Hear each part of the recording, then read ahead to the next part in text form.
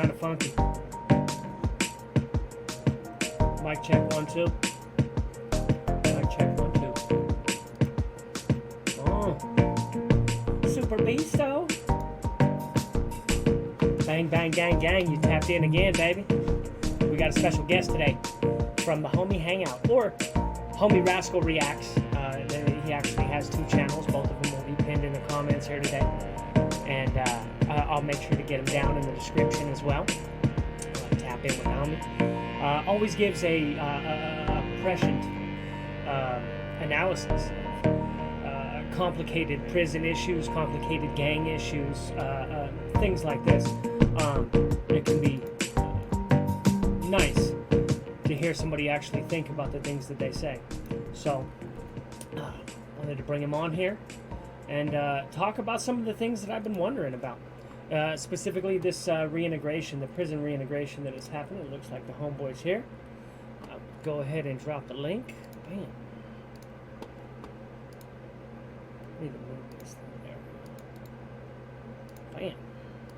There you go, brother. Go ahead and jump on. Put these on so we don't get this stupid echo.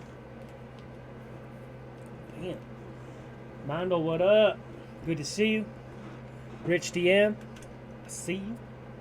Mile High Hustle, what up? Yeah.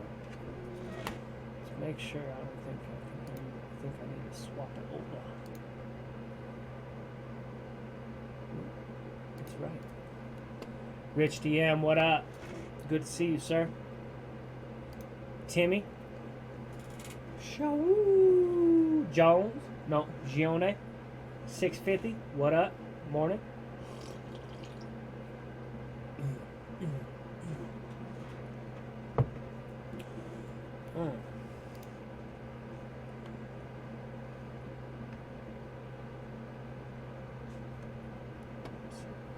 The link is right there, Josh.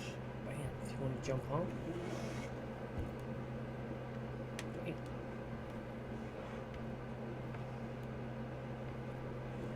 we go. Hey, how's it going, man? Sir, morning. Good to see you. Morning. Sorry, Yeah.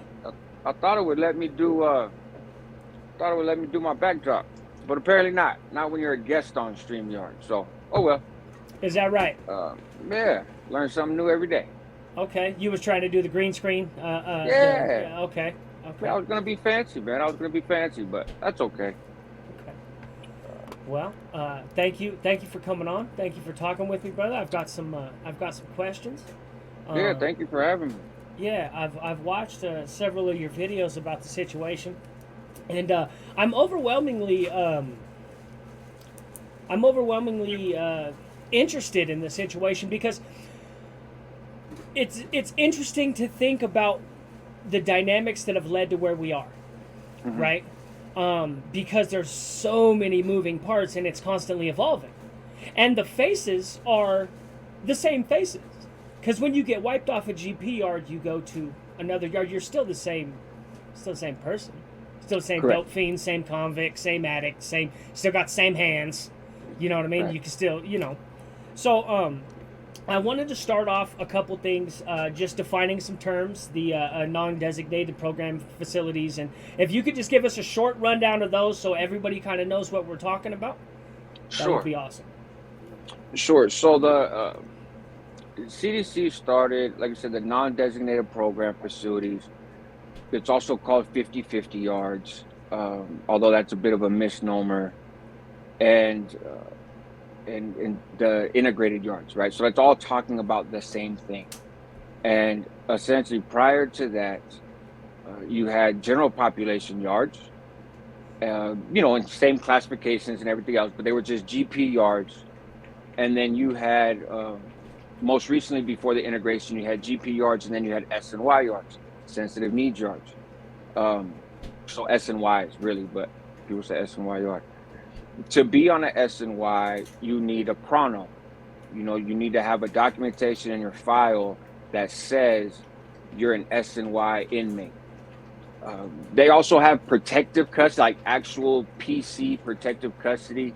But with the advent of the SNY yards, many of those PC facilities either changed to SNY or went away, right? And so you have like in Corcoran places for like the Manson type and Sirhan type characters, but that's a very, very small population within the California Department of Corrections. So they're kind of unique, and nobody really factors them into broader discussions, right? So you had GP and SNY, and you needed a chrono to be on an SNY yard, and you get that chrono for a variety of ways. If you're a gang dropout, right, then you can go to an SNY yard. Eventually, I think you had to go through multiple steps and kind of processes before you actually get put out there. But SNY yards function just like a general population yard in terms of, you got canteen, you have visits, you have yard, you have day room, you have whatever the general population has in those places, and sometimes even more, right? There was times, from my understanding, I've never been on an SNY yard, but from my understanding, there were times that they had more privileges and more things like that, as kind of an incentive to get people to lock it up and go over there. When they said reintegration, we're going to, integrate these yards, what they said was you can now be on the same yard if you have an SNY chrono or if you don't have an SNY chrono. The default is general population. So now general population people would be housed with people that had SNY chronos in their file. So thereby kind of getting rid of the idea of an SNY yard and just getting rid of it. Well, let me ask you just for clarity. It seems to be that the 50-50 yards and the whatever names they have, the NDPFs, right? Non-designated program facilities. These are the physical manifestations of the programs coming out of Sacramento. Right, this is Sacramento saying we need to reintegrate, so we're going to create these facilities, and this is where we're going to do it, right? Because there's no that's what non-designated means. You're not GP, you're not PC, you're not SNY, you're not any of that. You're non-designated at this facility, right? That's what they're doing. Yeah, this yard, right? This yard doesn't account for any other designations that you have. Meaning the SNY one, right? Like that's really what everybody's, sort of talking about. That's the designation that they're ignoring. Is so you can have. I don't think the SNY chrono goes away. I mean, to some extent, stuff in your C file and your central file kind of lasts forever, right? It's a log of your time, but I don't think you get rid of the SNY chrono. It's still there. It just doesn't matter. Yeah. You're just able and eligible to be housed on one of these non-designated yards. So yes, that yard is not a GP yard. It's not an SNY yard. It's a non-designated yard, meaning people on this yard may or may not have an SNY chrono. Okay, so I want to run through a small scenario here, an actual one that just happened. Okay. CMAC just went back through, and he went to a 50-50 yard. In theory, if CMAC messes up again and has to go somewhere higher designation, in theory he may have I don't know. Who knows what might happen, but there could be a question mark, right? Whenever he shows, he's got some splaining to do, right? If he hung out on a 50-50 yard, in theory. Now, in theory, could be. Well, I remember also you saying that your brother went through this. That you had a brother who showed up and he said, hey, I'm from the north. And they said, fine. And they put him in a facility and he did his time there and then left from the facility. And then it turned out that was a no good facility. Right? So yes, but different. And the difference there is at that time, there was no such thing as non-designated yards. And so that's a little bit different because the politics within the North, right? In the mid-90s in particular, you had several yards in the state of California, a lot of times level 2s and level 3s, although there were level 4s, also. But normally like level 2s and 3s, you had several yards where, and this is before the non-designated thing, before all that stuff. SNY yards did exist at the time, but there wasn't many of them. There was only a couple that had just barely rolled out. He went to a yard that was a general population yard, just a regular GP yard. However, the internal politics within the northern fraction said that we don't stay on this yard. So like there was bulldogs on the yard, for example, and at that time it was a fierce green light on bulldogs. So if you were a northerner and you was hanging out on the yard and there was bulldogs on the yard, yeah, you would, kind of like how you mentioned with the CMAC thing, but in a much more serious way, you would definitely have some explaining to do. So he came, but it wasn't a SNY, it was general population. He was a first termer. He didn't really know about prison politics, didn't much care. So he went to the prison that they sent him to, Sure. and did his time, right? When he came back, then internally it was like, oh, you left from Jamestown. Yeah, so what? I didn't ask you. That's where they sent me, and I did my time over there, and I wasn't a punk, and I handled my business. And well, you were there with undesirables. You were there with people that we deemed no good, and therefore there was a level of consequence. So that's a little bit different. Although,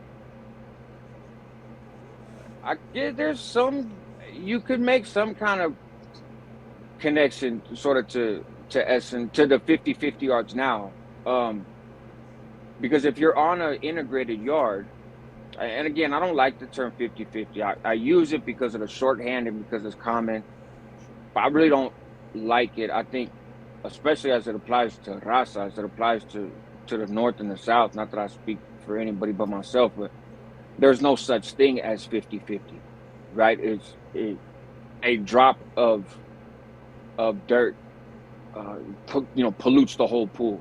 You know what I mean? So if you have one SNY type person, if you have one person with predatory offenses against women or children, if you have one person who's a known rat, if you have one person who's a dropout, and they're allowed to hang out on the yard and kick it, and you don't do anything about it, then that by extension makes you trash as well, in terms of the politics. Sure. Okay. Well, my question is this. This seems to me like it would be incredibly disheartening to many young people that are from different barrios and gangs and things of this nature to get put in prison. Say you're already in a bad situation. You're going to prison, right? Right. And then they send you somewhere and you're like, all right, I'm going to try to get out of this damn place as quick as I can because that's human nature, right? CMAC goes, does his time, does his burpees, does what he's supposed to do, and goes home. And theoretically later on, as I said, has some explaining to do. This seems like it would be incredibly disheartening. And it would almost, it seems to me, I don't look at what they say things do. I look at what things actually do. Good. Okay? Yeah. And this program, these 50-50 yards, to me, seem to be designed to taint a generation in the eyes of the power structures. Will just taint their pool, right? Sure. Yeah, we'll taint their 100%. pool. Yeah, and we're gonna. This is a dilution of power. Right. Absolutely. Yeah, that's. Yeah, I would agree 100%. That is the intent. The intent. The CDC has always, and I'm kind of following along in the comments off to the side. That's why I haven't even looked at them, brother. I'm all on you. Yeah. I'm not. I just want to say I see you guys and I appreciate you guys, but I'm kind of in the conversation. But I see. So, the CDC is passionate about disempowering the so-called prison gangs, right? Disempowering those organizations that have a lot of authority over the convict population, and also making those organizations look increasingly unacceptable to the masses, right? It's you went through a whole season of like, if you were in Pelican Bay, you were the worst of the worst, right? These are people you would never allow these folks in your communities. They're the worst of the worst and incorrigible. These aren't just bad guys. These are the worst. Literally, these are the worst of the worst, right? And then the hunger strikes happened. And then, people, I'm getting an echo from somewhere. Yeah. That Okay. was my Yeah, there phone you go. started playing for some reason. I'm not sure what happened. My phone started playing this live stream for some reason. It's all good. And so then, then the hunger strikes happen, the Asker lawsuit happens, right? A series of steps are taken, and the shoe gets, for all intents and purposes, empty. And the first piece of people to come out of the shoe are those who have been back there, because the Asker lawsuit, was those who have been in solitary confinement consecutively for 10 years or more, and not as punishment for a crime. So you go to solitary confinement if you commit a crime. You have the potential to go to the shoe if you commit a crime in prison, right? Normally, what would be considered a felony: drug trafficking, having a weapon, stabbing somebody, that sort of thing. But those things, like with any crimes, those have ceilings in terms of what the punishment is, right? So if you murdered a correctional officer in the Department of Corrections, that is a 5-year shoe term, period. That's it. That's not you go to the shoe forever. It's a determinate time because it's a punishment. It's an action and a reaction. The gang validations, and this was the big issue legally for decades, the gang validation is not based on crimes. It's based on classification. CDC's argument over the years, including when I was filing writs and everything else, right? CDC's argument is, well, it's just kind of a coincidence that those who commit felonies in prison get reclassified to be housed here for punishment. And it also happens to be the place that we put validated prison gang members and validated prison gang associates. But that doesn't matter of classification, not punishment. So this dude whacks a CO, he gets punished and he gets put in the Corcoran shoe or the Pelican Bay shoe or the Tehachapi shoe. This person is labeled by reliable confidential informants that we don't have to tell you about as a gang member, as a prison gang member. They just happen to get rehoused, and it happens to be the same place as the dude who killed the seal, right? Because legally, those protections and those entitlements are different. And that was the argument, is this is punishment. If it's punishment, I have a right to face my accuser. I have a right to due process. I have a right to these constitutional protections that theoretically everybody in the United States has a right to when faced with a criminal issue. CDC said we don't have to afford you any of that because it's classification. It's an administrative decision, not a legal one. Mm-hmm. So those people in the lawsuit were those that had been there 10 years or more on this classification housing, not a punishment housing. Well, they get out. They now they get to go out to the yard. They get to go out to the main line, to the general population. And their movement was restricted. And it's not like they just got out and everything was great. They made life hard for them and tried to find ways to put them back in. But as the movement progressed and it became clear that you cannot just indefinitely incarcerate people in the shoe anymore, they sort of let up. Well, madness didn't break out, because prior to that happening, you also have this thing called the end of hostility, right? In which there's agreements made and there's understandings that are come to by people who have a lot of influence in spreading that word. So the worst of the worst get out of the shoe and they go back to the general population, and the people that have been called animals for so many years by CDC, they're drinking coffee in a yard, and it's not pandemonium. It's not the end of the world. The yard did not erupt in violence. These savage prison gang leaders who are supposedly orchestrating murders on a regular basis from their little tomb of a cell and can't be restrained, and all they want to do is attack COs, and all they want to do is attack each other, and all this whole narrative. I find that disingenuous, though, because you know that whenever you get into the higher ranks, you're not the ones that is committing the violence anyway. So letting out the generals, the generals, I mean, just as a term, letting out all the generals to play amongst themselves doesn't. They weren't going to fight anyway. If you put a Russian general and an American general in a room right now, they're not going to fight with each other. They're going to talk. No, true, very true, and that talk happened back in the shoe, right? But I'm not saying that this was true. I'm saying this was the narrative that CDC pushed for so long. This is why these people need to be kept here forever, is because if we let them out to see the light of day, this is what's going to happen. And then that didn't happen, right? That it is sort of like, hey, joke's on you, Holmes. And CDC was pissed. This is my belief, right? CDC was pissed. Okay, how do we take the power from these groups? Well, the whole SNY thing was intended to take power away from prison gangs, right? Long before, in the 90s, violence was at a high, everything was crazy. Well, let me argue that though, because no, I would argue that the SNY is a result of the actions of the general population. What were we supposed to, if I'm a prison administrator, if I'm Sacramento, I'm going to play Sacramento right now. What am I supposed to do with these people? You've wiped 30,000 people off the yard.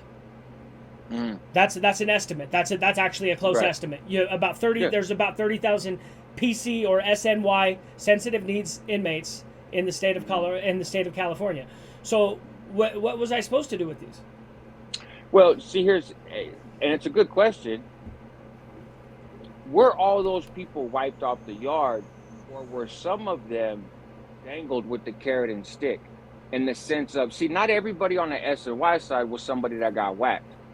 You had people that would run up a drug debt, and I don't feel like paying their debt, so they go to the SNY side, right? You have people behaved in ways, sometimes, not always, but you have a number of circumstances in which people behaved in ways they probably wouldn't have otherwise, because they knew they could escape the accountability of being in the general population by just going to the CO and be like, hey man, I don't feel comfortable here anymore. There was a time in prison in which the response to I don't feel comfortable here is, oh well, it's prison, you shouldn't feel comfortable, get the fuck out there, right? It was difficult for people to roll it up off a yard. Okay, well, you're going to need to tell us a whole lot. You're going to need to snitch on a lot of people. Like, you need to make this effort of me taking you off the yard worth it, And with the advent of SNYs and like, oh, we're just going to kind of have these big yards full of people, now all of a sudden that's all it took. Hey, man, I just don't feel safe. Like, I don't really have anything to tell on. I'm not a real affiliated with a lot of stuff. I don't know much. Yeah, like I don't really know anything except that I got a $50 paper of heroin and I knew I didn't have the money to pay for it. And this fucking dude's pissed, dude. So I need to go somewhere else, right? And again, historically, for decades upon decades upon decades, it was like, bro, you're gonna have to eat that, right? But you had less prisons in California, so it was more difficult to hide. Then you had this huge prison boom. So you got a ton of prisons. You got a ton of people coming into prison. And CDC says, we're going to make it real easy for you to lock it up, right? And I think with the hopes that, people are going to choose, because on the SNY side, again, theoretically, it didn't actually turn out this way. But I think from CDC's imagination, we're going to create these yards where these dudes who don't want to be under the strict thumb of these oppressive organizations can go, and they're going to get more yard time, and they're not going to be locked down so much because they're not going to be doing the crazy stuff that people obligated to gangs and under the influence of gangs do. They're just kind of and we're going to give them college classes and better stuff on canteen and family visits, and that's going to make a significant number of the population want to go there. And the more we remove them from the general population, the more we dilute the power of these prison gangs or organizations or whatever. Well, what happened was they created a monster because they let all these riffraff lock it up off the yard and go to these SNY yards and create this wild, wild west where much of that same behavior still exists. You still got people not paying for their dope. You still got people doing all kinds of stuff. You still got undesirables. But now there's no, to use your word, generals, right? There's nobody there's no rules, there's no structure, no pun intended, there's none of that. So the SNYs become a free-for-all, and you're just like, oh, okay, cool, you got these dudes on the yard with chomos. Well, now the chomos get tagged and assaulted, now these people, and now SNY gangs form. And you create a whole new an era of prison-based gang membership because of your misguided attempt to give folks a chance to get away from it. And you can't control that because there's no generational legacy the way that there is with some of these older organizations.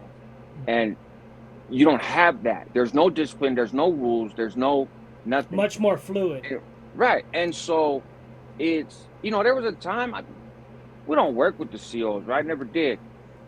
But there was a mutual understanding of sorts. For example, if you got a homeboy in the yard and he's just being loud, talking shit to the COs, being disrespectful, this and that, the COs that have been around a while, they know how to deal with that. They're not going to yell at you. They're not going to argue with you. If they're cool, and I use that carefully, right, because they are cops, but if they're cool, they're going to go at the fellas and be like, hey, man, your boy over there in 142, he's doing too much, right? He's doing too much. And or you go hit a couple cells, right? And they search a cell or two, send a message like, hey, your boy's making my life difficult by being a jerk. I can be a jerk of a CO too and make your life difficult, right? And oftentimes, homeboy would be got at, right? And like with some organizations and some groups, you kind of check your people before it gets that far. But I'm just speaking broadly. You're bringing heat. You're bringing heat for no reason. Yeah. You're bringing attention to us for no reason. And so, but that relationship, that connection, all stuff, that shit don't apply on the SNY side. Who you gonna get at? Well, who's this? Who's that? I want to go back. I want to touch on this real quick. We'll get to the SNY, the forming of the SNY gangs, and who's the, where the responsibility lays there. But if we go back to the genesis of this problem, we're talking about a population of people, undesirables for whatever reason, that have been isolated, wiped off the yard, or however they got there. Right. Okay, these people have to be housed.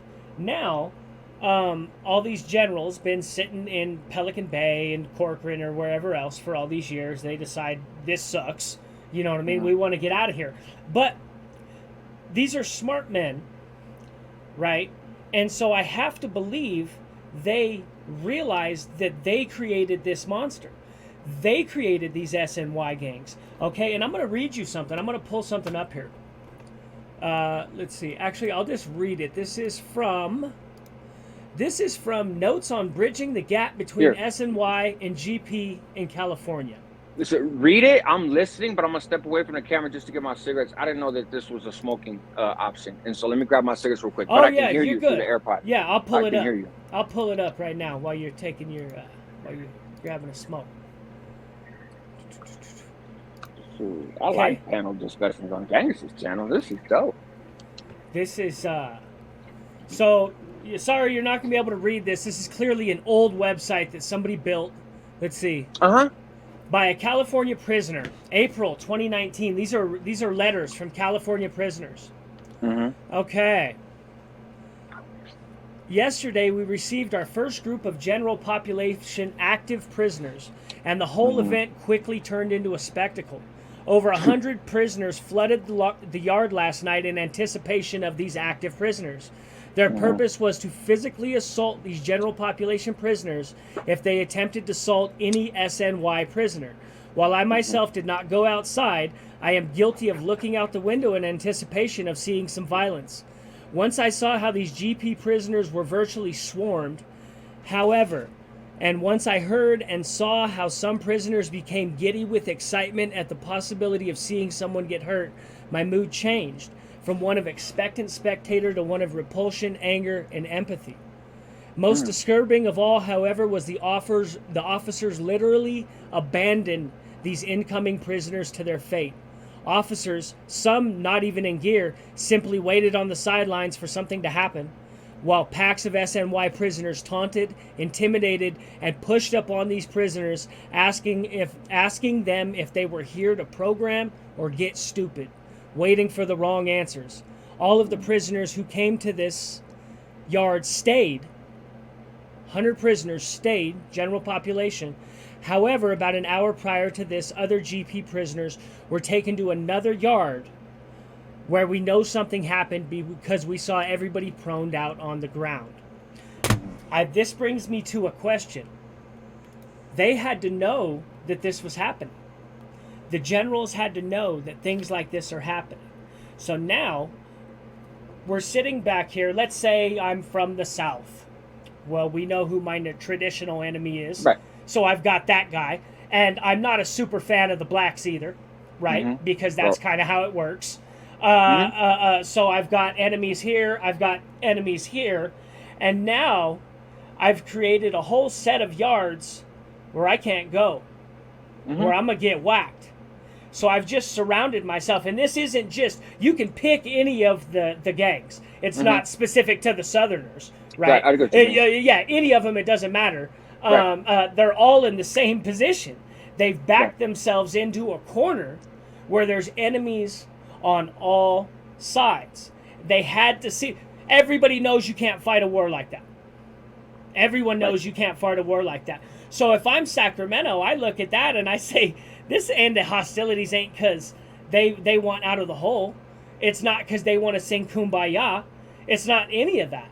And it's clearly not because they didn't involve the Bulldogs. Right? Well, and to speak to that, actually, and not including the Bulldogs, and mind you, I recognize a lot of names in the chat. What up, Frank? I recognize a lot of names in the chat. So I think you guys all know this, but just for anybody that's not aware, I paroled from prison in December 2005, right from the SHU program. So I was not in Christ. I haven't been back to prison since.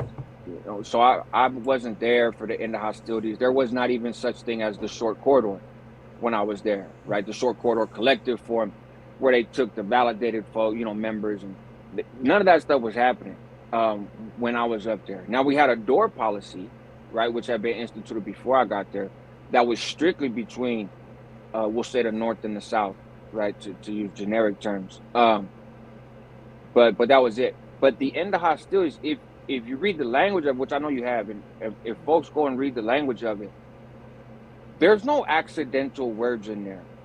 There's no accidental or unintentional hints, right? That end of hostilities was intentional to not include the Bulldogs and to not include basically anybody who is not in some form or fashion subject to the leadership of those represented in the signing of it. Okay, things work a little bit different with the blacks and the whites because you're talking about an entire race of people that are then a very diverse group in terms of some are organized and some aren't, and some this and some that, right? But so that sort of blankets, everybody. But it was intentional, and there's language in there. I don't remember it off the top of my head, but there's language in there about kind of like convicts and righteous individuals, stand-up guys type of thing. And so all those groups, all the SNY groups, the Bulldogs, which is not an SNY group, to be very clear, right? But they were excluded on purpose from that end of hostilities. I don't think so. There's no way for there was no way for the convicts to anticipate CDC doing this reintegration thing at the time that the hunger strikes are happening and the lawsuit is happening, the push to change the validation and to get people out of the SHU. There was no talk, and I don't think it's reasonable to assume that folks were really thinking, what CDC might do is take all the PC cases and the GP cases, throw them together. That shit came out of left field, and really? So really, I can remember thinking about it I can remember thinking about it the minute that I learned there was SNY gangs that were attacking people, and I learned about it whenever they attacked X-Rated. I remember years ago, and I said, "What is that?" And I said, "That's not SNY behavior. If you're attacking people, you're acting like a tough guy. You can go back to GP." there was talk of that. So there's always been talk of, these fools go and get active on the SNY side, and they're, you hear chatter in prison, you hear rumors about what the administration might be doing, and you're in prison, right? You sort of You're pontificate breaking an about this stuff. agreement. If I let you onto this yard to act a certain way, you're breaking the agreement by attacking people and gangbanging. And CDC allowed for that, right? And even went so far as like to contemplate labeling the Northern Riders, as a prison gang, right? When its origins are not SNY, but the SNY time came pretty damn quick after their origins, right? For all intents and purposes, it's the SNY group. So yeah, we seen that, and there was thoughts and questions and wondering, like, are these dudes going to get sent back? And you would hear COs and stuff talk like, these fools want to go to the SNY side and get all hyphy. You wasn't throwing back in the GP, right? And obviously, from a convict gangbanging, not really gangbang, from a convict perspective, and somebody that was in there and embraced what it was to be in there in the general population, it was like, yeah, shoot it, because we obviously didn't have a favorable view of those guys, and so it was like, oh, you could run them back. They ain't gonna pull that over here. Again, my thinking has evolved a little bit on individuals as I've been out of prison for so long. But at the time, that was our general thought, and there's plenty who think that still.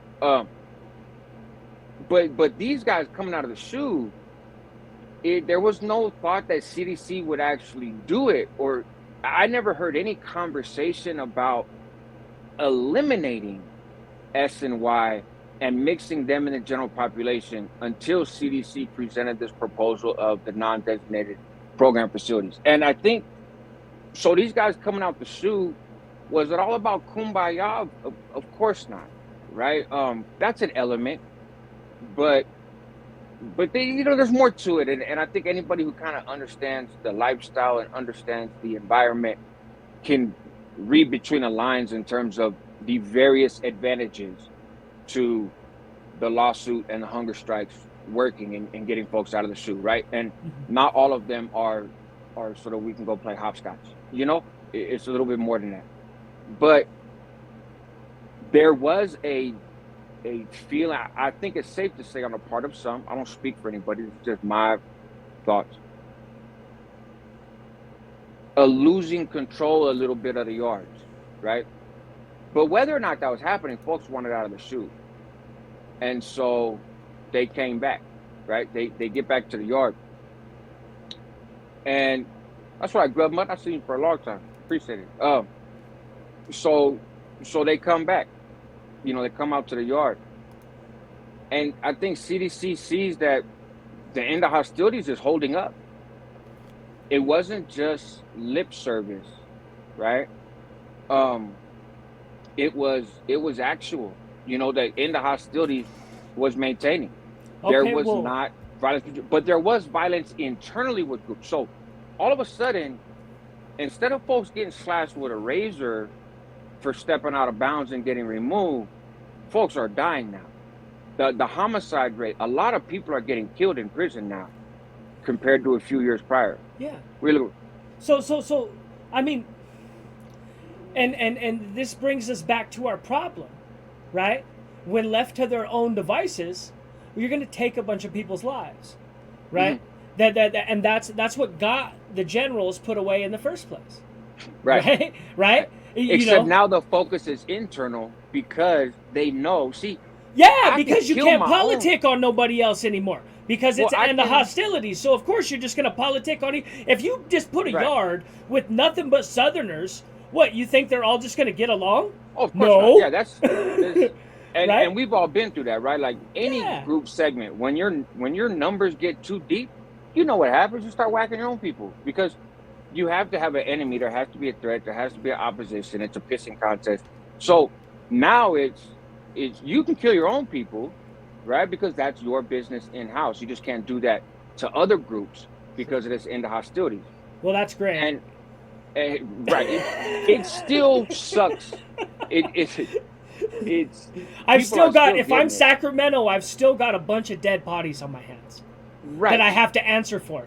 And I have to answer to these people's families, Yeah. Yeah. many of which are influential in the community. These are my Mhm. voters. They own Right. businesses because everybody's family's got somebody in prison, even the Yeah. powerful, right? Yeah. Everybody's I've got seen somebody us. who's addicted. I've seen some studies actually in the state of California in particular before they started letting a lot of folks out. So maybe a better way to put it now would not be incarcerated, but just about everybody in the state of California, like literally almost every single physical being in the state of California has a relationship or a connection, either familial or just kind of community wise, to somebody who's been incarcerated in California. Right? It's maybe not in prison, maybe not gang members, maybe not anything else, but everybody damn near knows somebody who's caught a case, and from the top on down. It's so it did create a mess. That response of integrating the yards, I will say that it has. I hesitate to use words like successful or unsuccessful because that's slanted towards depending on what lens you look from, if something's working or not working, right? But from CDC's angle,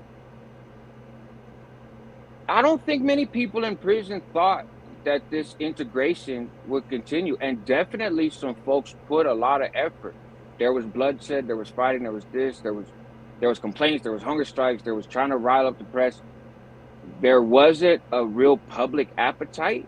People tried. I was a part of some of those conversations. Like you couldn't get people tried to get the public behind not integrating the yards in the same way that you were able to get strong elements of the public behind not having people in the shoe forever. And it just didn't work. It didn't translate. A lot of people that supported the Short Corridor Collective, that supported the hunger strikes, that were like, yes, these men in these cells forever for these labels is BS and it shouldn't happen and it violates the international standards and all sorts of stuff, Sure. which we have been saying for fucking decades in Sure. prison. Like we've been saying that. But finally, the public caught on and really got behind it, elements of it. That group did not get behind stopping the integration.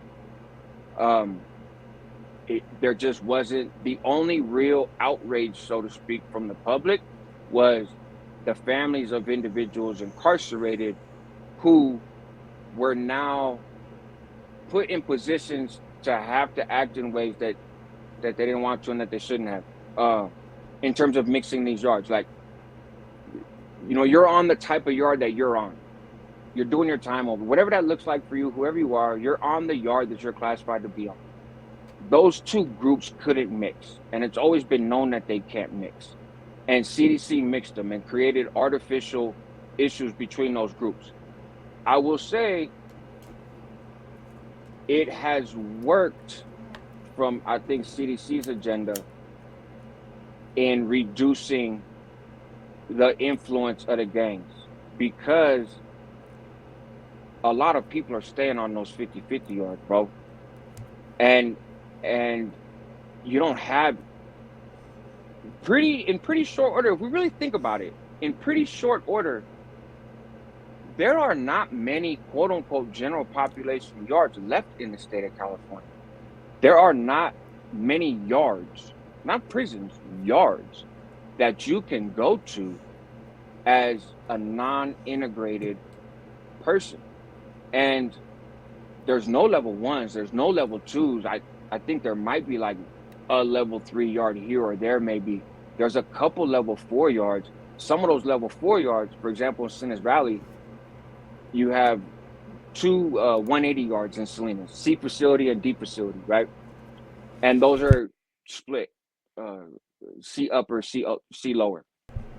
So if you look at C facility, um, half of C facility, I don't remember if it's upper or lower off the top of my head right now, but half of C facility in Salinas Valley is Bulldogs, the Nueva Flores, and that's about it. And in terms of Raza cars, right? There's no Northerners over there that are beholden to the traditional power structure. There's no Southerners over there. There's no SNY groups over there either, though, right? Like, it's a general population yard. It's a strict environment. No SNY chronos. It is not integrated. It is GP. But they won't, they ain't integrating with North or South either. And frankly, the North or South don't want to integrate over there.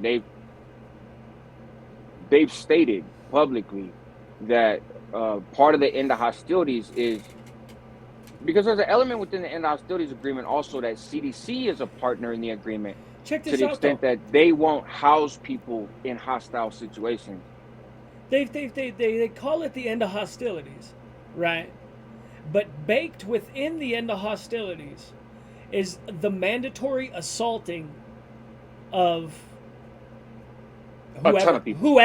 whoever, right? If you step on the wrong yard, you have to pick somebody, you have to pick a target and attack somebody.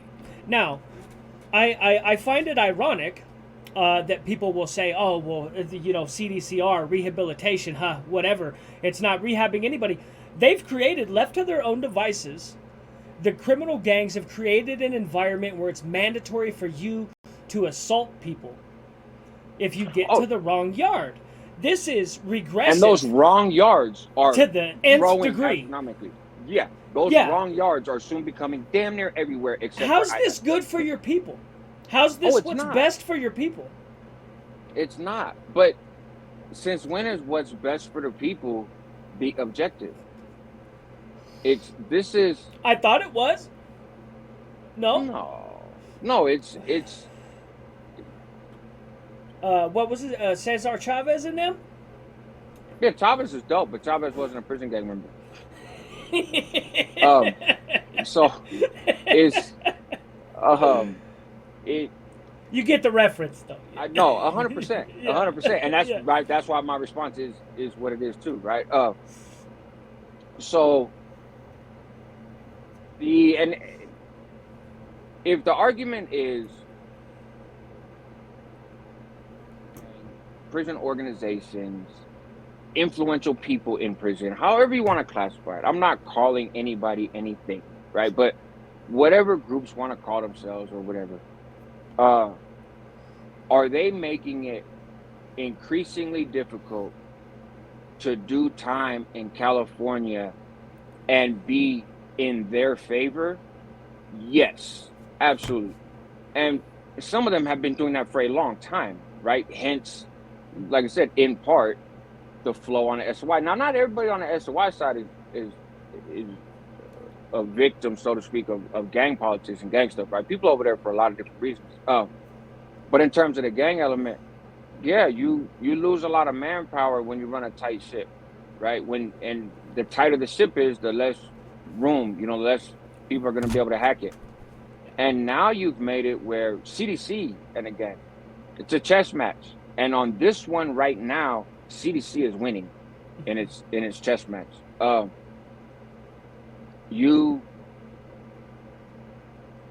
Everybody wants to go to prison and be admired by the big homies. A lot of people just want to go through their time. A lot of people aren't excited to stay longer. And these ideas of sacrifice and these ideas of this and that, they're romantic, but they're less and less relevant. Because what is the, when you say sacrifice, you imply that there's a benefit there, right?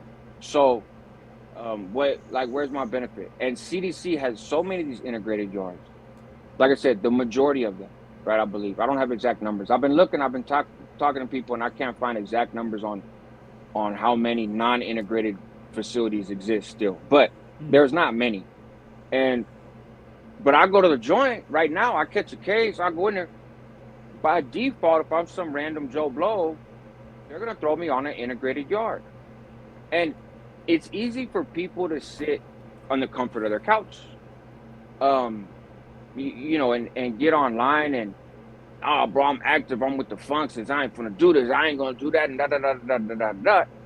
And a lot of people are serious about that, right? That's fine. I'm not pointing anybody out specifically. But then you pull up on a yard. It's not, you're not seeing 1,000 weird chomos walk around with, magazines with pictures of little kids on them type of thing. Like, it's not necessarily what you imagine. I don't know what it looks like. I've never been there. But what you see is folks busting down, folks playing handball, some folks over here politicking, some folks. You see, for all intents and purposes, a normal prison yard. And what it sounds like from some of the public figures that have been going over there, like C-Mac, right? Not that I look to him for sage insights, but listening to some of the other content creators who are connected to communities and individuals that are still a part of that rotation in and out of prison, right? And have hit these yards, these 50-50 yards. People just kind of, it's find your little group and rock with it, man. You know what I mean? You hit the yard, there's a couple thousand people on the yard. You find a couple, 4 or 5 people that are kind of on the same page as you. They like to do push-ups over here, or they like to read books, or they whatever. And their GP normally, now they're on this yard, but they're normally a GP type people. They don't got no funny cases. They don't got no funny charges. They're not, tattletales or anything else. And I just kind of like, hey, man, out of sight, out of mind. I just don't look over there. I just don't pay attention to that. I ignore the undesirables, and I just create my own little bubble on this yard. I didn't give enough credit to that social factor happening. And every person that stays on an integrated yard, for the main power players, right? Every person that stays on an integrated yard is another person that will never be on your roster, because you won't let them on your roster, because it doesn't matter what they did. But the fact that they stayed on a yard like that, that's another person that's not on your roster and knows it. Knows they're not on your roster. Knows they don't want to rock with you. But you know what happens when that person goes back to their community? Oftentimes, it's still love. These are homeboys that you grew up with. Like, they don't care. There's plenty of people that have been deemed in prison for various reasons by various groups, and yet are embraced entirely in their communities. And there's a lot of different reasons why that happens. Imagine the situation continues to play itself out, right? Which means that people will continue to get wiped, and that the PC population will continue to grow and grow and grow. I don't understand what is the goal here. Is that it's to secure the yard and for it to be nothing but just my gang? Because that's not going to work. And the way that I see it is, if I was California, okay, knowing that I did 9 years in prison, I've been moved numerous times. I bet you I was in 12 different prisons on parole violations and everything else, going to the box, messing up, going through stuff. So every time that you get to a new yard, you don't know what you're stepping into. Right. You know what I mean? You may have heard some whispers, you know what I mean? Like, it might be tough if you run up over there or something like that, but you never really know what you're stepping into. So if you're not nervous walking onto a new yard, I don't believe you. And I don't give a fuck who you are, how you done your time, whether you got skeletons or not. Yeah. I was nervous every time. Sure. Right? Yeah. Of the unknown. Not like, ooh, they're going to find out about me, but just, fuck, it's a new yard. Let's figure it out. So if I am Sacramento and I just keep playing checkers, right? Just snatching people up and put them over here. Snatching people up and put them over here. Snatch and just keep doing this and playing, just pulling people and dropping them all over the place. By default, you're going to make everything unstable, right? You're going to, which is just dilutes power. It dilutes power. When you're in transit, anytime you're in transit, you don't know what you're stepping into.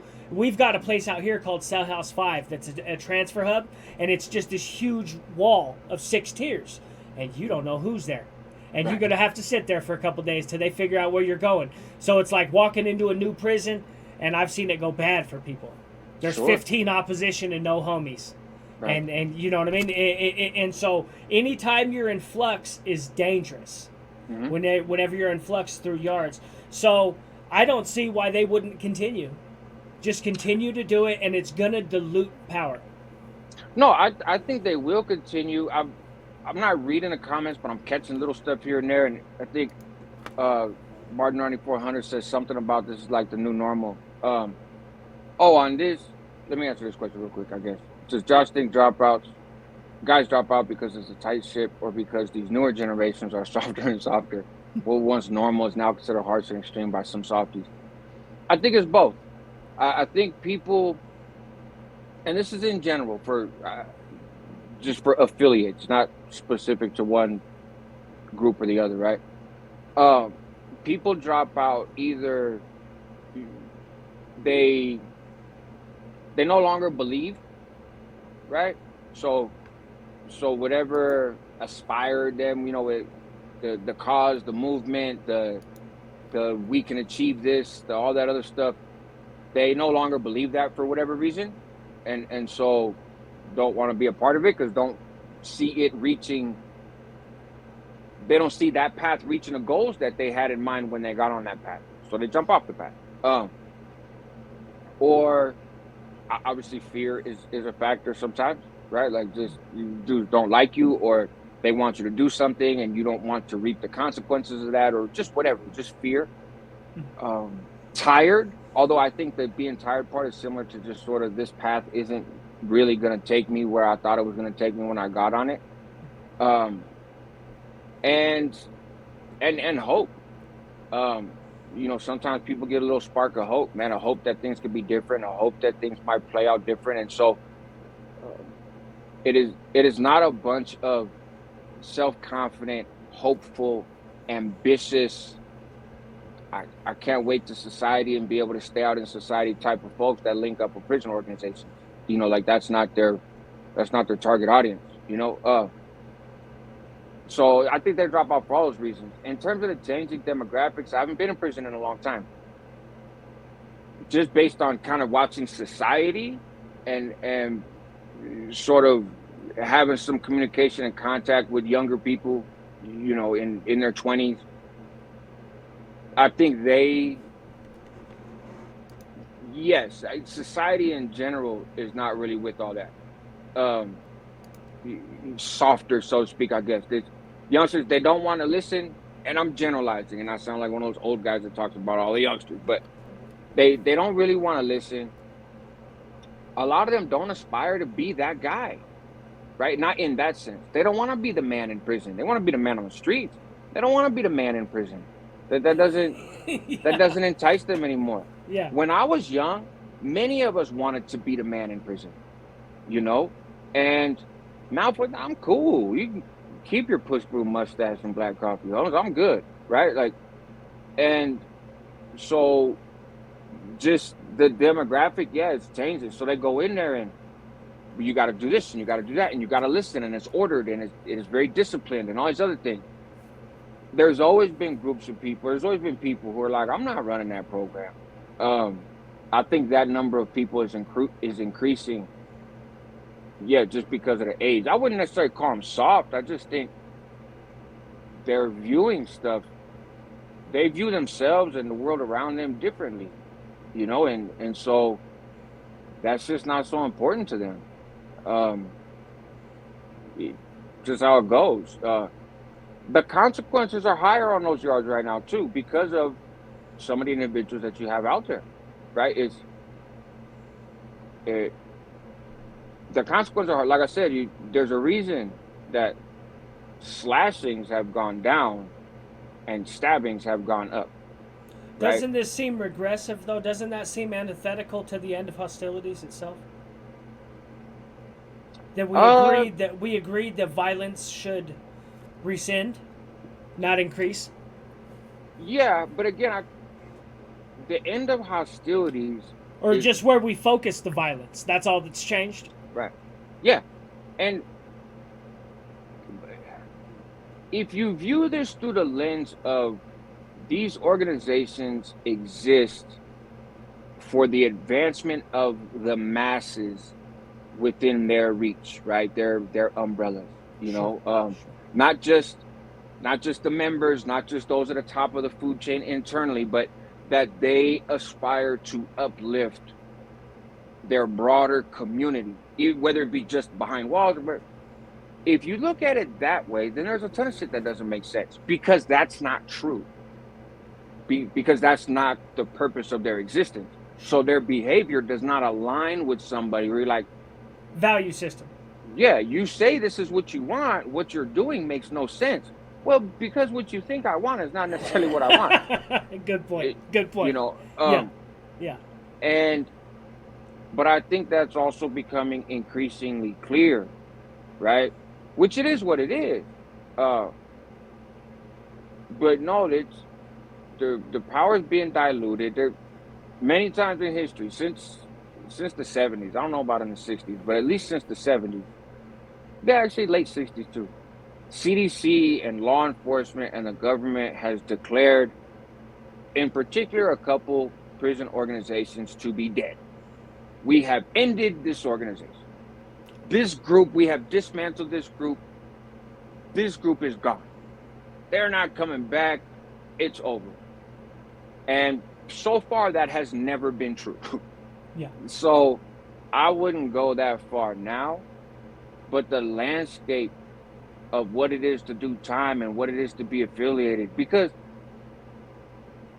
it's, well, here's one. You got these SNY groups that exist.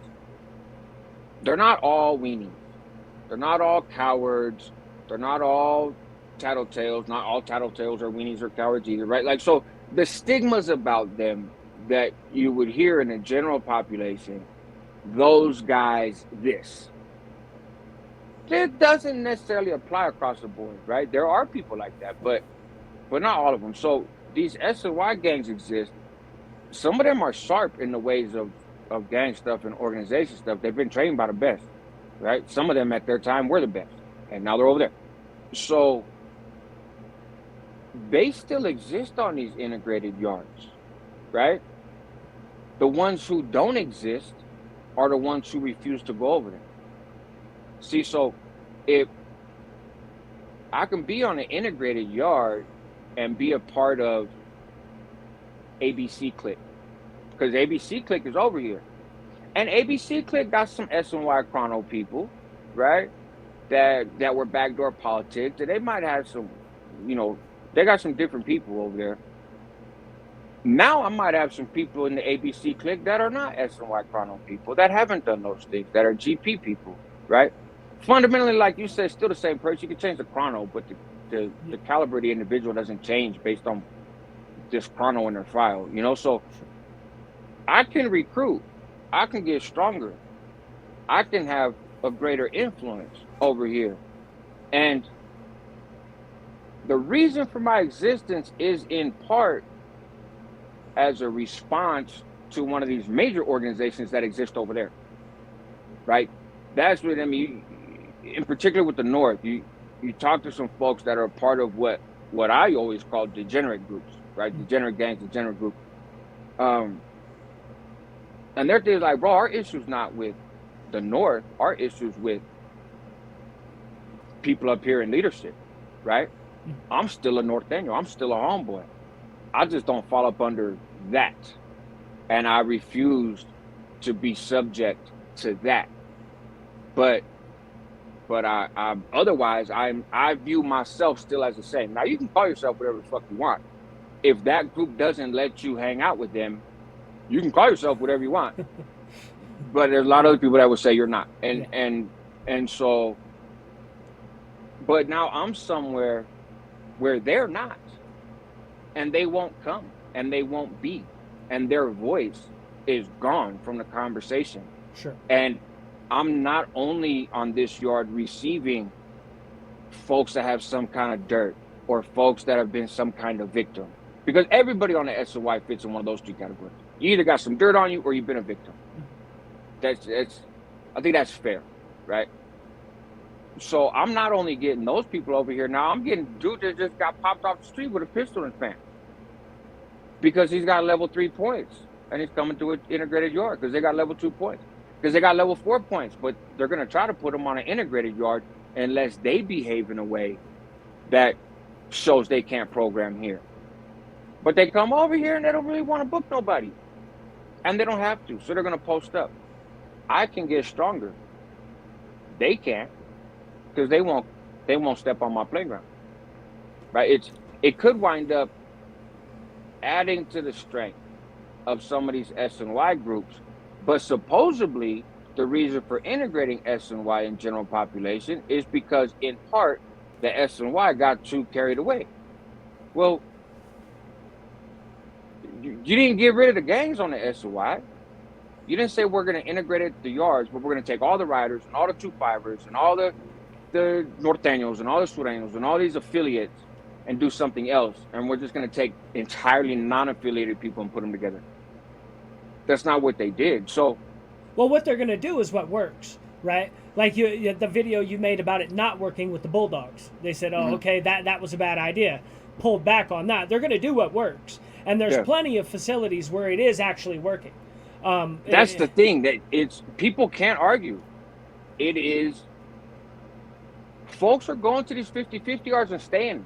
Like people don't want to say it. People don't want to acknowledge it. Oh no, active this and active this and active that and active that. Look at the math, homie. Look at the numbers. I'm gonna read you some more testimony right here. Let's see. I've never thought about the SNY situation, as written in your number 5. I would pertain to a group of convicts that usually leave in bad taste in most dudes' mouth. Let's see. I have a cousin in SNY that I've written off for like 5 years. After reading past few issues, I think I'll get at him this week. Let's see.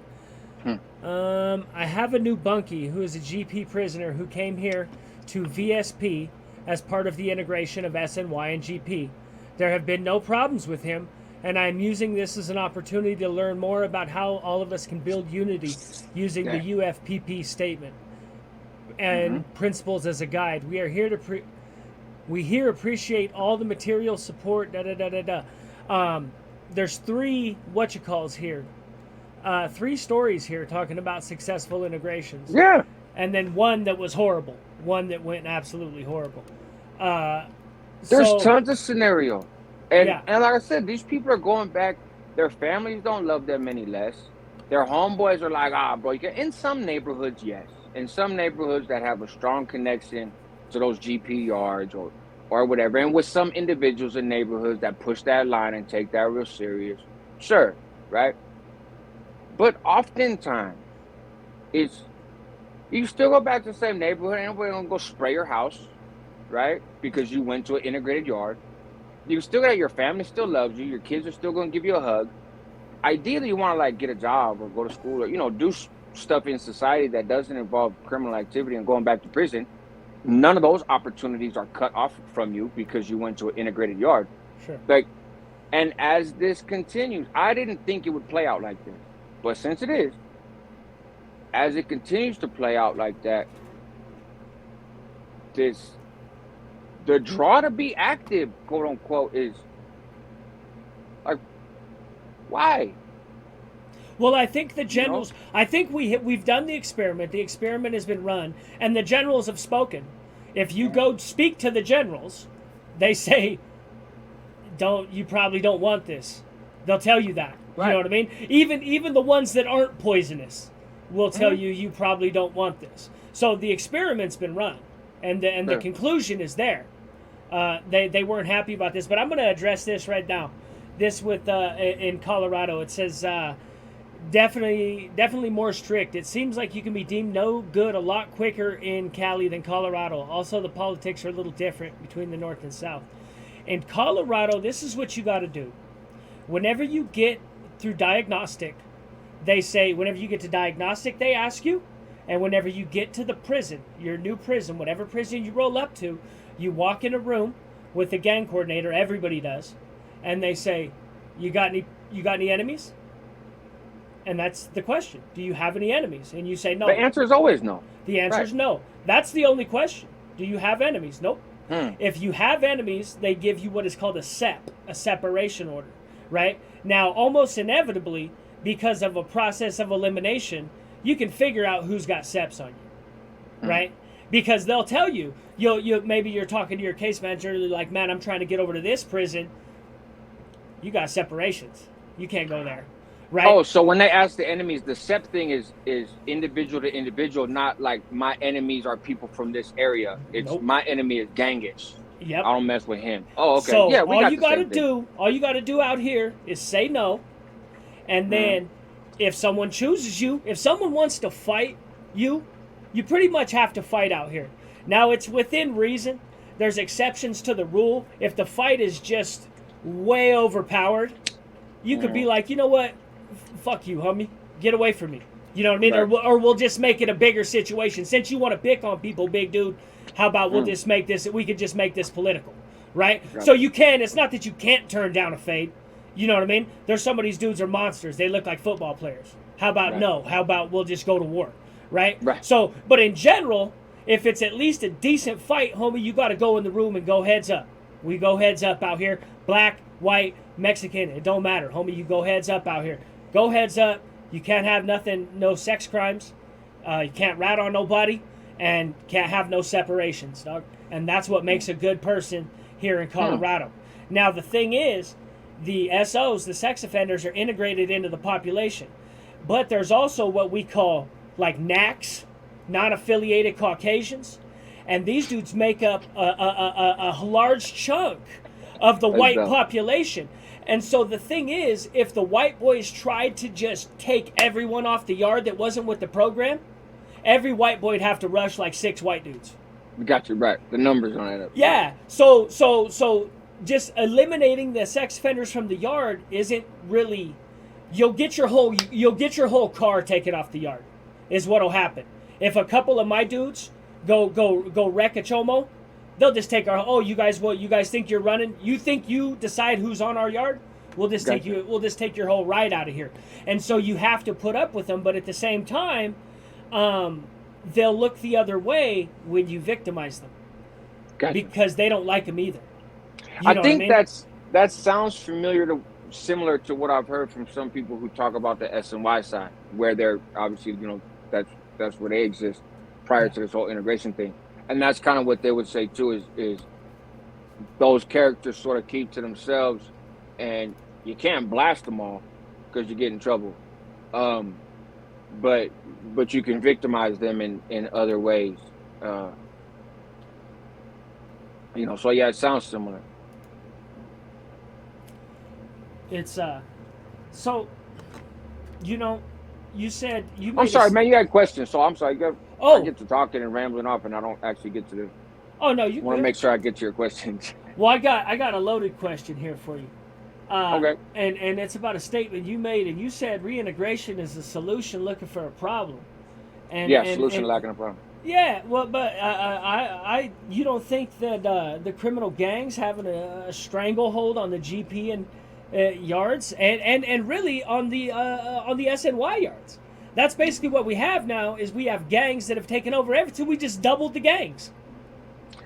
Right, and so when I made that statement, and I still agree, right? I still stand by the statement. From my perspective, you had the general population operating the way that it operated, right? And we can argue about gangs having control or not having control, and who's strict and this and that, right? But no matter how you slice it, you had the GP operating the way that the GP operates, and you had the SNY side operating the way that the SNY side operates. When CDC first announced this, they were like, hey, this is in part because we have an enormous SNY population. And my response to that is like, that's your fault, right? Which you're right, there's other factors like why did so many people want to go SNY and this and that, sure. But at the end of the day, you only go where CDC puts you, right? And so you created a space for these people and you said you can come over here, like CDC did that, right? So it's on them that they have an enormous SNY population. The dynamics on the SNY side, it was incredibly violent, reckless, wild, wild west, the whole 9 yards. Okay, again, that's your child. Like, you birthed that, so that's on you. And is the environment over there rough? Yeah, I would suggest to a general population person, try to avoid doing shit that would get you on the SNY side.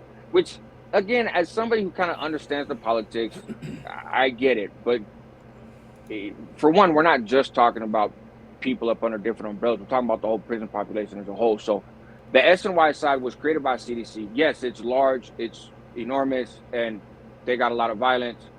Okay, but that's what you wanted. You wanted to just let anybody who didn't want to be around the prison gang, so to speak, go over there. Well, that's what you get when you do that, right?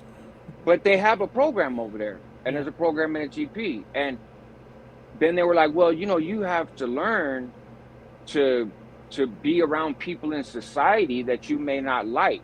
And that was the most chicken shit thing. Like, that had nothing to do with rehabilitation, right? And I didn't see it that way. I didn't see it as that being legitimate, right? That was just that was fluff. Oh, well, hey, so what? You don't like chomos? Well, you might have a chomo next to you on the streets and you can't whack them, so we're going to put you next to one in prison. You can't whack them then either. Okay, that's extreme, right? Like, that's not a reason to change the entire departmental policy. But then they were like programming. There is a truth there. You can't just do what you want, right? You can't just do what you want in society and just attack random people in society. And if we're going to call it the Department of Rehabilitation, right? No, there is an element of truth to it on some level, but again, you're talking about a kind of prison environment, an environment of its own that has kind of had a way of operating. I'll tell you like this. In Colorado, if you attack somebody with a knife, I'd say it's a 75 to 80% chance you're going to get criminal charges. Yeah. They're not, like, you can beat people up. You can get away with fighting out here. You can beat the shit out of people. If you hit somebody with a blade and actually put a bunch of holes in them, you're going to get charged. See, and in California, it's kind of varied over the years. I don't know how it is now in terms of how quick they pick up referrals, but in California over the years, it's sort of varied prison by prison because it's the county that picks it up, right? And so kind of varies about the DA in the county. Like Salinas Valley, bro, when there's hella violence in the streets of Salinas Valley and there's a bunch of arrests in the streets, they ain't picking up DA referrals from behind the wall like that. It varies. But then some of these rural counties, your fucking DA ain't had nothing to do in the last 6 years. So you stab somebody, that's exciting for them. But so my whole thing of it was a solution lacking a problem. Yes, you had two somewhat different prison environments, but then their other thing was we need to put these groups together as a part of our reintegration efforts, providing services, providing program, college classes, this and that. Well, if we're going to do that, we need to put these groups together. And that was the main thing I objected to. No, you don't, actually. You can offer college classes at Mill Creek with a bunch of weirdos, and you can offer college classes at Folsom with a bunch of, quote unquote convicts. You don't need to mix the groups to do that. That was the part where I was like, it's a solution lacking a problem. Well, in our effort to provide greater rehabilitative services, we need to combine these two different prison populations. And it's like, no, you don't, because they have their own yards. So you do on this yard what you do on this yard, you do on that yard what you do on that yard. You don't need to mix them to provide vocational services. You don't need to mix them to provide college. You don't need to mix them to do anything. Whatever you can do on a sensitive needs yard in terms of programming, you can do on a general population yard in terms of programming. But they made it seem publicly like you said. What did you say? You said that's because you think the purpose. You're looking at our purpose, right? Wrong. I was looking at your purpose wrong. Their purpose is to dilute the power of the gangs. And right, but I'm not. When I'm talking to a newspaper, like when I'm on NPR, as Sacramento, I'm speaking as Sacramento. Right. Sacramento, I'm trying. My purpose is to continue to dilute the power of the gangs. That's probably going to be number one. That's basically number one objective, right, for our agenda these days. So, a little kind of a behind the scenes, so to speak. At the time that integration is announced, so I don't advocate for a prison gang. right? Or prison organizations or whatever you want to call it, right? I don't advocate for them. I don't advocate actively against them. If you want my opinion on certain situations, obviously I'll give it to you, right? But um, so when this first happened, I'm not on YouTube, right? There's no YouTube channel, so I'm not having public conversations about fucking any and everything the way that happens now on this forum, right? Um, and I'm in college. I think I was already, yeah, I was in college at the time. So when they announced this reintegration, I'm looking at it through the lens of you got these dudes in the general population who are just programming, right? Again, taking the gang thing out off the tape, just looking at people in prison, not a gang factor or organization factor. You got these dudes in the general population that are programming. Most of them have release dates, right? Most people in California are going to come home, and you have this end of hostility where you don't have groups fighting each other, right? The odds that another group segment is going to run across the yard and stab you is pretty slim, right? For the first time in history, in essence, in California, you didn't really have to worry about another group segment. Now, do you have to worry about your own group segment? Yes, but I'm not having that conversation in this talk of reintegration, right? When this is coming out, I'm not getting in that lane. That's politics. I'm just talking about people in prison. Well, You these have are people unforeseen. programming. These are unforeseen in the future. These are Right. things that happen. And right. So, but at the end of hostilities that happened, the dudes were out, for the most part, we're back out in the general population on level 3 and level 4 yards. They announced this integration. So my lens when I'm speaking to it is this. You got Joe Blow sitting in a general population yard. They've been general population their whole time. There's a convict doing the time. They ain't told on nobody. They ain't fiddled no diddles with little kids. They ain't nothing else, right? And they got a date and they want to go home, right? So what's that, homie? They got a date and they want to go home. You're gonna take people that have debriefed and people that have assaulted women and children. I'm thinking of the most undesirable of the SNY population, right? The most undesirable of them. And you're gonna go put them on the yard. Let's say me, I'm thinking about myself when I was in prison. Not myself as a northerner or a norteño or just myself as a guy that was in the general population. Now you're gonna come put this dude on a yard with me. You're putting me in a hell of a spot. Not as a gang member, not as somebody who follows rules, just me as a dude doing time over here. You're putting me in a spot because this world that I've been living in, we don't rock with those cats. And everybody knows that. It's not a surprise, it's not a secret, it's not unique.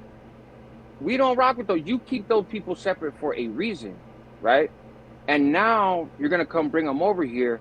I just want to go home. I'm trying to do my time. I'm taking my little classes. I'm working my little kitchen job, whatever it may be.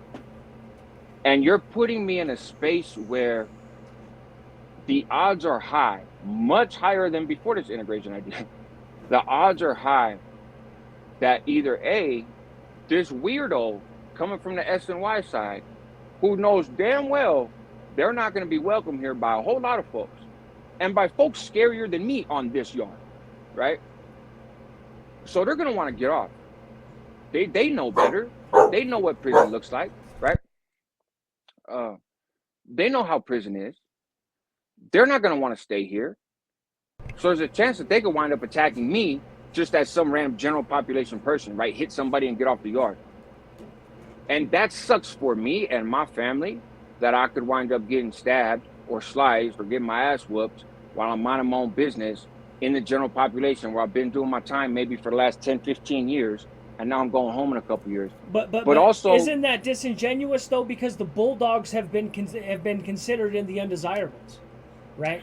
So that means that tells me that this is about money.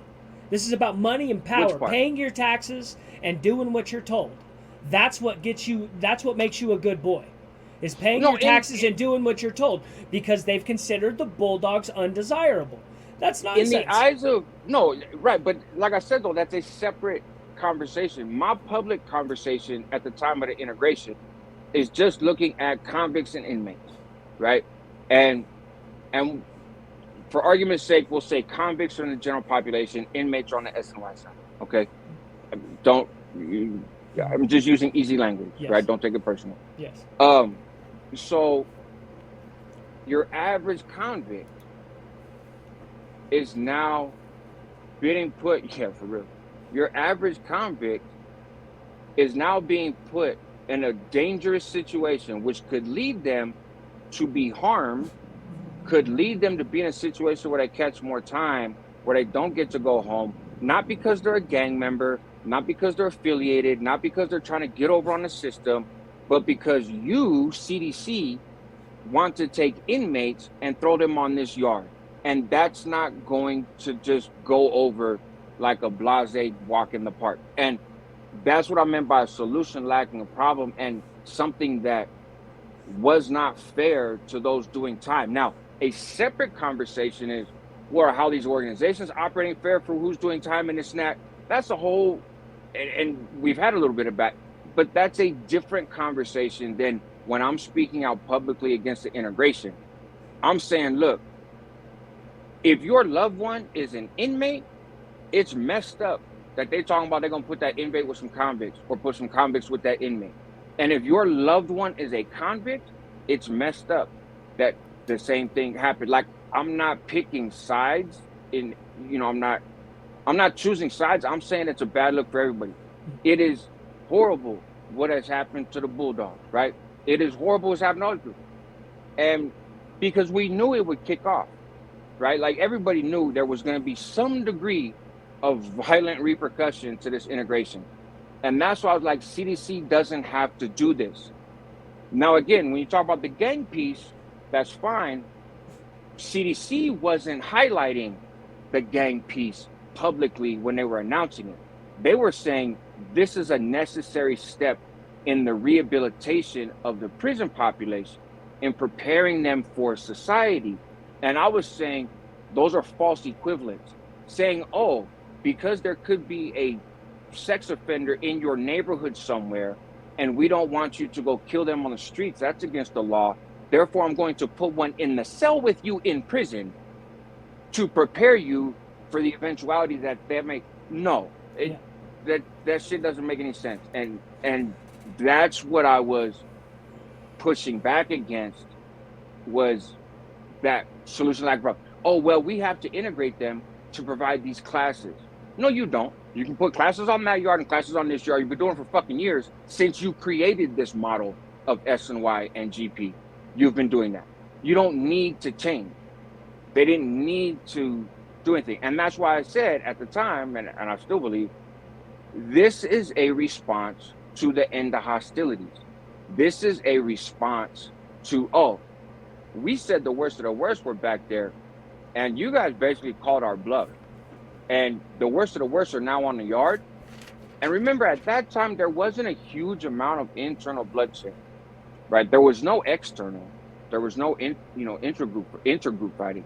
There wasn't a huge amount of intergroup. It's not like fools came out and all of a sudden started cleaning house and murdering everybody. That has grown a little bit. But that's why I was like, let's call this what it is. This is a punishment.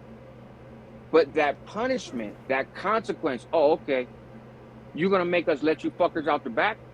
Watch this. You got this little peaceful thing over here with this guy with a black hand on him and this guy with a star on him are playing handball. Well, that's real fucking cute. What's going to happen when we put a bunch of dropouts and child molesters on the handball court? What are you going to do then?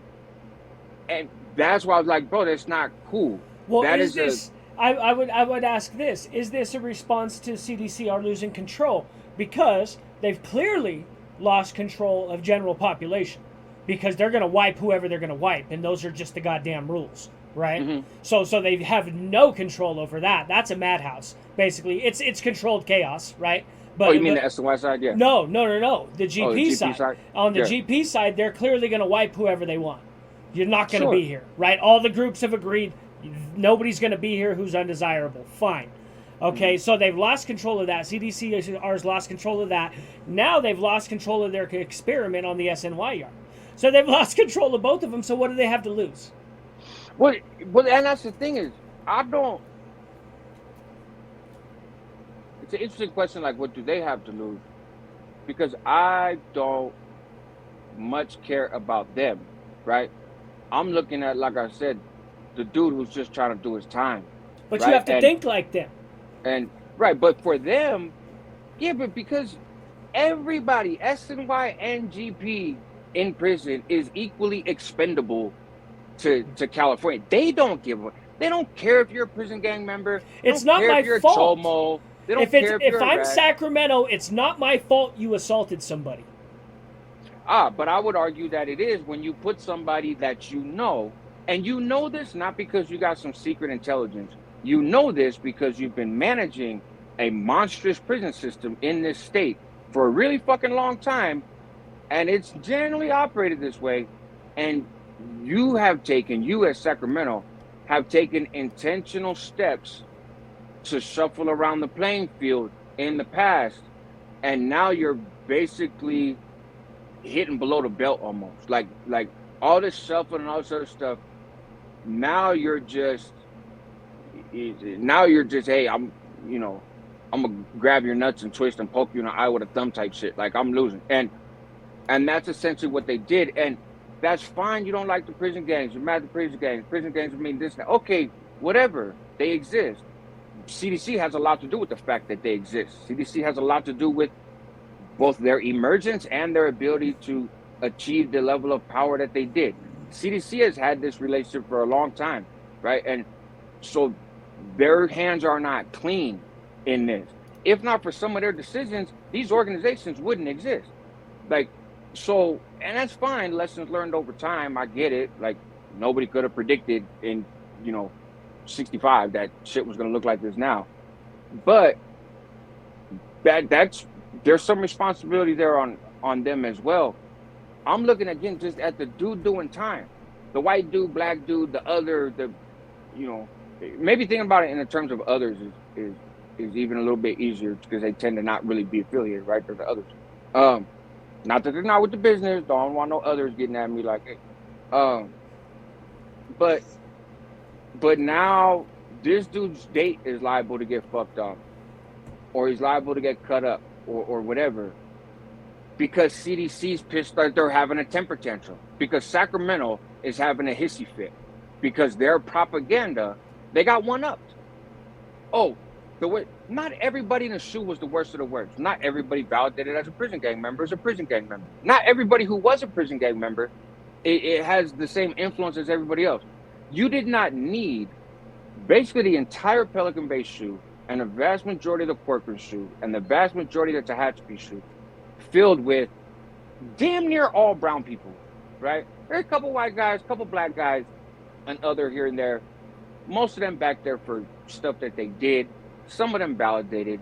Right? What color of people are the most? What color of people are the most violent in the CDCR?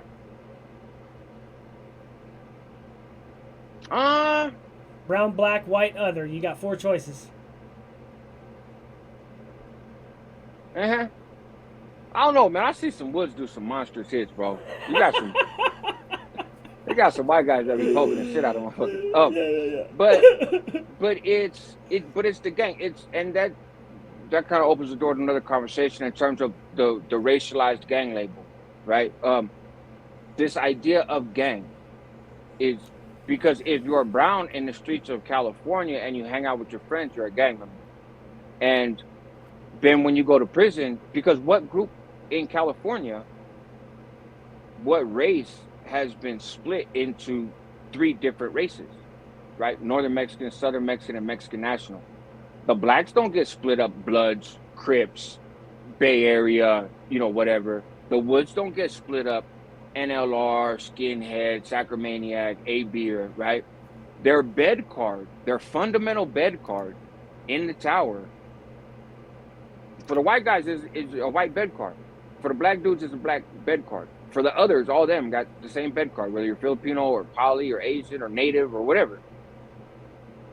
But then for the brown folks, there's the bed card for the Northern Mexican. It's a different color for the Southern Mexican. It's a different color for the Mexican National.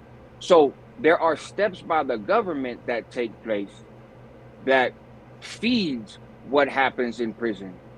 And it is a reciprocal relationship in essence, right? in terms of what constitutes a gang and who constitutes a gang member and what constitutes gang activity. And blacks, and you know, they got the blood and crip thing, you know, has permeated a huge segment of the population, right? And then you got some geographic stuff. But those dudes weren't getting validated. You didn't have a bunch of people in the Pelican Bay SHU because they were validated as Crips, because Crips isn't a prison gang. Just like people weren't validated back in the SHU as Southsiders or Northerners because those aren't prison gangs. Those are disruptive groups. So this idea of, well, it's only the prison gangs, but you overpopulated by far. You overshot your shot. And it's easier to validate brown folks because I'm a Northerner. My bed card kind of gets me 1 foot in the direction of being validated by virtue of how I'm classified. So I'm a non-affiliate in the streets. I'm a drug dealer. I just sell drugs. I don't gangbang. If you got money, I'll sell you drugs. But I catch a case. But I'm from the Bay Area. I catch a case. I go to prison. I mean, fuck, I'm from the North, right? I'm not a gang member, but I'm from the North. So you're going to go put me in a cell with another person whose bed card says that they're Northern Mexican, Northern Hispanic. And now I'm obligated to follow this routine in prison that this group has designed, and there's no other option for me. Because there's no, like, you know, if you're a black dude or you're a white dude, you'd be, I'm just a regular old guy, right? But you can't, you know, I don't rock with this group. I don't rock with that. I'm just me. I'm just a drug dealer. I'm a D-boy from my city or whatever. You don't have that option for brown folks. And that's not entirely instituted by prison gangs. That's also instituted and supplemented and allowed to exist by CDC, by their classification. They play the fucking game too, right? So now I'm in there and I'm this Northerner, and so I'm hanging out with the Northerners, and I continue to hang out with them, and I get validated. Now I'm validated as a fucking prison gang member. I wasn't even never a street gang member. And now I'm a fucking prison gang member because I'm hanging out with people that you say I have to hang out with, that the people in prison on the yard say I have to hang out with, because that's what I am. Because I'm not a coward. I'm not a weenie. I'm not going to go lock it up. I don't want to go hang out with a bunch of chomos, right? Like, but that doesn't mean I'm a gang member, you know? So all of this plays out, and then I'm validated because my cellie is somebody. I don't even know what the fuck somebody is, but apparently he's one of them. And so we're talking, and he asked me to bring a note over somewhere. So I bring the note because that's what I'm supposed to do. And I wind up getting validated. Or somebody drops out on the yard and they're like, oh yeah, this cell was prison gang members. Well, I'm in the cell too. Now, granted, is that everybody's experience? No. Do they validate a lot of people that are really clicked up? Of course. But it's an overkill. And they insisted publicly that this was necessary because of how dangerous each and every one of us was.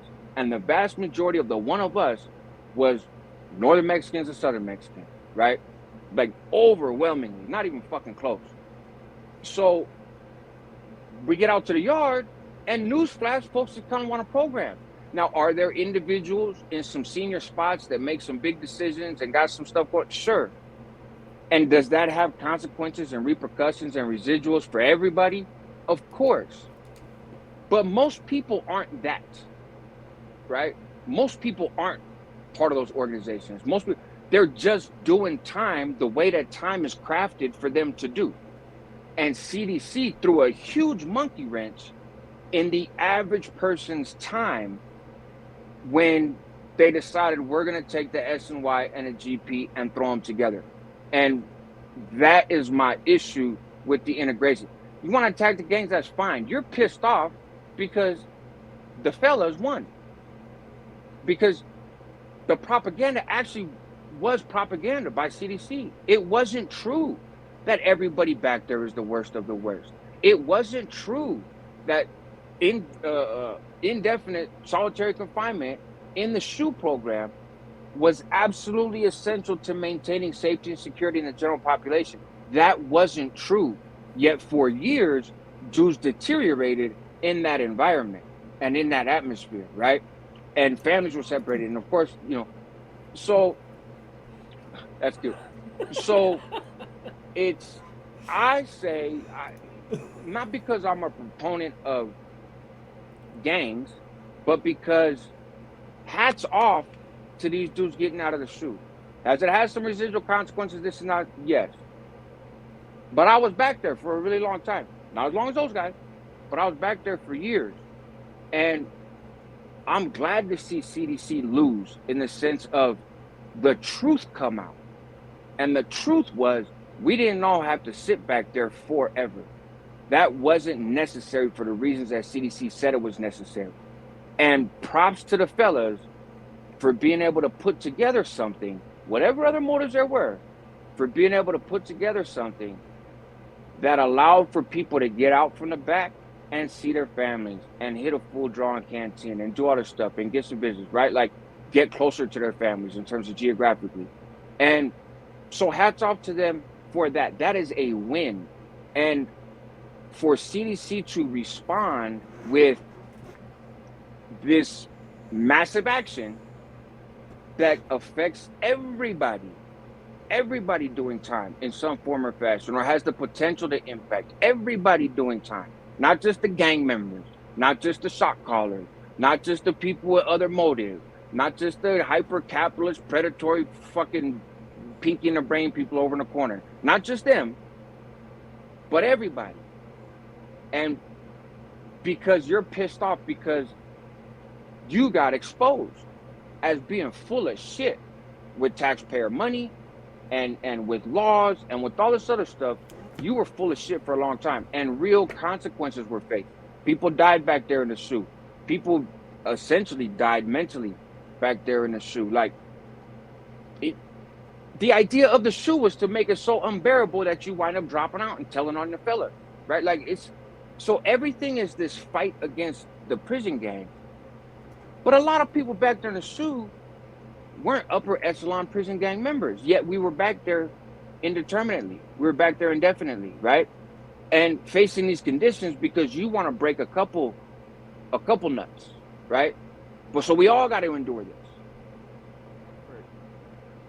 The best of a few individuals, essentially, right? And now we all got to endure this integration, people getting stabbed and blah, blah, blah, and all this other shit because of your fucking lust for these handful of people in power. Now, do I support these people in power? Am I like, hey man, you're doing a fucking great job for everybody? Awesome. No, but that's not the point in my public objection to the integrated yards. I wasn't looking through the lens of that. I was looking through like what I've kind of just unfolded. Sorry, that was a bit of a rant. I think that's probably a good place to end it. We're coming up on 2 hours, but it looks like you got a question from the audience here. 2 hours. Got a question for Rascal off topic. Are you following or not too much? I've seen very little about it. Actually, I just saw something yesterday. But not following it too close. I mean, I work so damn much, bro, to be honest with you. So I haven't thought of followed it a whole bunch. But why? Is there a particular? You said 15 of them got ran off the yard by 2. That's crazy, John. Yeah, I'll take. I mean, it's up to you in terms of time, and it's your channel, obviously. But I don't mind taking some questions. But also, you're right. Yeah. It's been an hour and 45 minutes. So. Yeah, I'm sure you're busy. I'm busy too. Yeah, I gotta try to get these other. My dog's staring at me right now. Just sitting there staring at me. Mine's actually laying here, gone to sleep. He's been such a pain in the ass the last 3 days. But look, man, I appreciate you and I appreciate this conversation. You know, this was a good one. And yeah, anytime, man. I love your channel. I love what you're doing, and I appreciate you. Yeah, I appreciate it. I'm gonna get. I do below a little bit. Next, I'm gonna get Izzy's thoughts. I've actually heard that dude Izzy Real. I've heard him talk about the integration several times. And he's a bulldog, so I want to get his point of view. And then once I get his point of view, then I'll be going into a full length video, some sort of documentary. There you go. So thank you, brother. I appreciate Off it. top, man. Yeah, I appreciate you, brother. Thank you. Yep. You guys go check out the Homie Hangout where we help others move into excellence. And go Yeah. check out Rascal Reacts where you ask for my 2 cents and I give you a nickel. Later, everybody. Thank you for showing up. I appreciate Okay. you, Rascal. Hey, Later, my likewise, friend. brother. You take care. Later, my